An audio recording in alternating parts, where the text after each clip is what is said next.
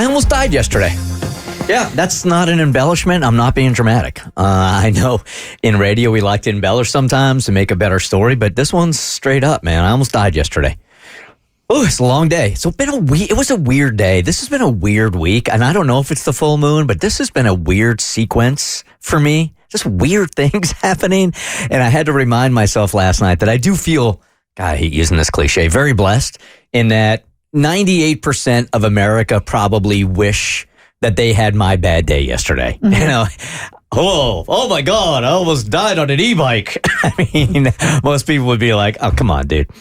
But you did. But I did, yeah. So let me tell you what happened. It all started in here. I do think there's some karma involved here, Kristen. It seems odd. So you, a good friend of yours, got you a gift. She says it was a gag gift, but it was a cycling uniform, right? So it's like the tight spandex shirt that had like the mock turtleneck on it, and it was, the spandex short that had, like, you called it the maxi pad butt for cushioning, and it was bright yellow and black for, I think, safety purposes, so people can see you. I mean, bright neon and black. Oh, they saw you. For sure. They can see you. Mm-hmm. Right. You wore it in here as a joke. We took a bunch of pictures. We laughed. Ha, ha, ha. It was a good time. So cyclists were top of mind yesterday, and I do want to apologize to real cyclists that I am telling a story about e-bikes that includes your community also, because I understand e-cyclists are probably the bottom feeders of the cycling world. It's cycling without cycling. All right? It's like, hey, I want to get some exercise, but I don't really want to work all that hard sometimes. So you get an e-bike. And I love mine. I will double down on it. I love it. But they can be dangerous. Didn't Simon Cowell get seriously injured on his e-bike? If he did, I'm not going to make fun of him now. Okay. I don't know if that was an e-bike or a scooter. I think it was. But Cassie and I were talking about this also, that for me, like, if I had a regular bike that really made me bust my ass on the hills of Georgia, I would never go out. We have a very hilly city. So this really allows me to be as lazy as I want or work as hard as I want. And it is perfect for me. So, yeah, on the cusp of us talking about cyclists yesterday, me making fun of the uniforms and all that stuff, I get on my bike yesterday after the stress of losing a dog and finding a dog and jacking up my car yesterday. I just thought, you know what? Let me just clear my head on my bike, which bike therapy is a real thing. Mm-hmm. Bicyclists will tell you that, or cyclists will tell you that. So I get on it. And there are no trails really near my house, so I ride on the road. And I've been doing it now for a year and a half, and never really had a problem before. I can't tell on the internet if Atlanta is considered a good or a bad city for cyclists. I can tell you that when I ride around, I don't feel like it's a really great city. For it. The bike lanes are really, really thin, if there are any at all. And even if there is a bike lane, it's usually filled with debris or anything that comes out of somebody's car or branches in those lanes. It's really, really difficult for me anyway to ride around, but I do it. I figured, you know what? I'll be fine. So I get on my bike yesterday. I'm cruising around. You wear a helmet, right? Yes. Okay. It was demanded of me. I hate helmets, but it was demanded of me. So yes, I ride it. I use one. I'm sorry.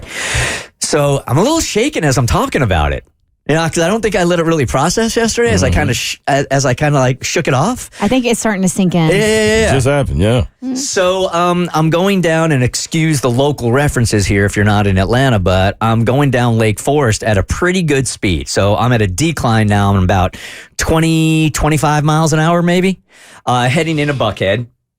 And in this particular of Lake Forest, they must have I think they put new asphalt or new blacktop in there. So it's kind of it's elevated. The street is a little bit elevated from the new construction and the new blacktop from like the gutter and the bike lane. Okay. Mm-hmm. So there's like an inch and a half probably. So as I'm cruising down, I wobble into the right a little bit, and I'm trying to correct my bike from that little bit of gutter back onto the road. And as I do, my bike just catches that groove in a way where I start to fight it back and forth. And I know I am going down, man. I'm trying to straighten the thing out, but it is wobbling in that little groove. And you can't control it at that point. I mean, ideally, I would have liked to have fallen to the right on, I don't even know if there's a sidewalk there or not, because Atlanta's a really crappy city for sidewalks too in some places. But you want to fall away from the traffic. I did not. I fell into the road. Wow. Got a million things going through my head at this time, man. I really thought, like, this is it. Like at 20, 25 miles an hour, you fly off the bike into the middle of the road. Yeah. Middle of the road, exactly. So as I'm falling and I hit the ground, there's literally a car right next to me that swerves out of the way to the left. It couldn't have been, I'm not embellishing, 2 or 3 feet to my left. If that car doesn't react quickly, it hits me in the back of the head and I am dead today. Ooh. I don't care if you're wearing a helmet or not. Car's going 45 miles an hour or whatever, and it hits my head or it hits my back, I'm dead. You would have been crushed. Crushed.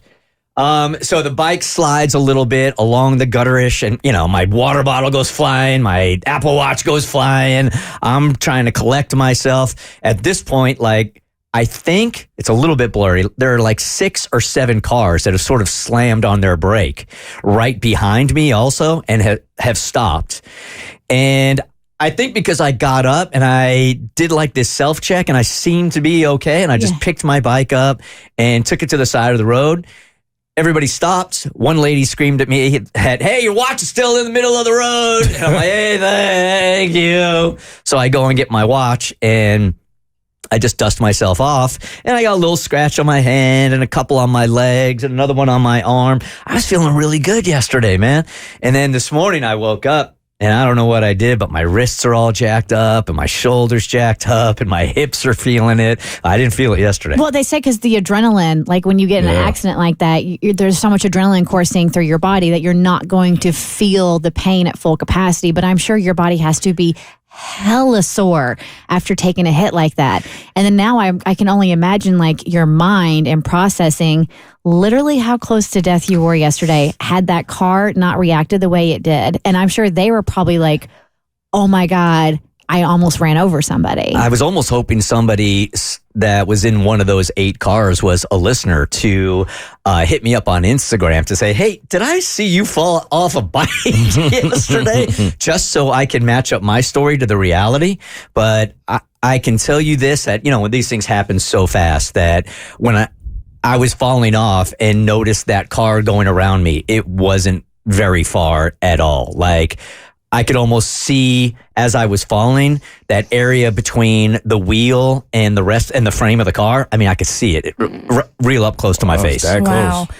That's terrible. And thank God they weren't doing something. This is why when you're driving, you shouldn't be checking a text real quick or just messing with the your iPod or whatever, or your iPhone, whatever it is, because it can take 2 seconds. Yeah, it just was one of those days. So I got back up, went to my house, and based on everything that was going on in my life yesterday, I said, I'm gonna have a Delta 8 day on my couch. And and it was real safe. The Bert Show.